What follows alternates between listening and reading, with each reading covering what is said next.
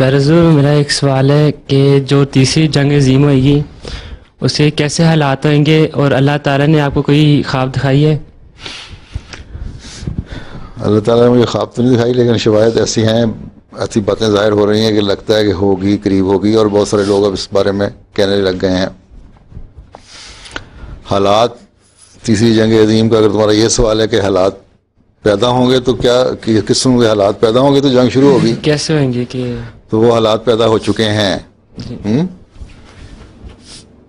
Middle asset کے ملکوں میں بھی ایسے حالات پیدا ہو چکے ہیں کہ ملکوں کے اندر لڑائی ہے۔ پھر یہ شدت پسند طبقہ جو ہے، مولوی طبقہ جو ہے، جس طرح مصر میں اوپر آ گیا، تونسیا میں اوپر آ گیا،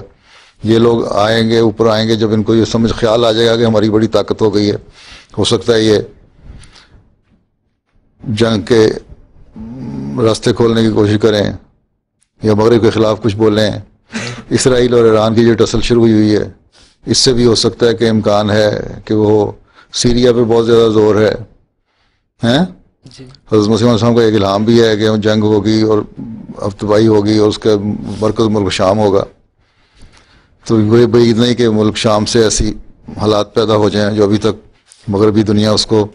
دبانے کی کوشش کر رہی ہے، نہیں دب رہے۔ تو پہلی جنگیں جو ہوئی تھیں ان کا ابتدا یورپ سے ہوئی تھی، لیکن اب غالب امکان یہی ہے کہ جنگوں کی جو اب جنگ ہوگی جس کے چھوٹی چھوٹی جگہوں پہ شعلے بھڑک رہے ہیں ہر جگہ، وہ ایشیا سے بھی ہو۔ تو دعا یہ کرنی چاہیے کہ نہ ہو، کیونکہ جب ہوگی تو انتہائی تباہی ہوگی۔ ہر ایک چھوٹے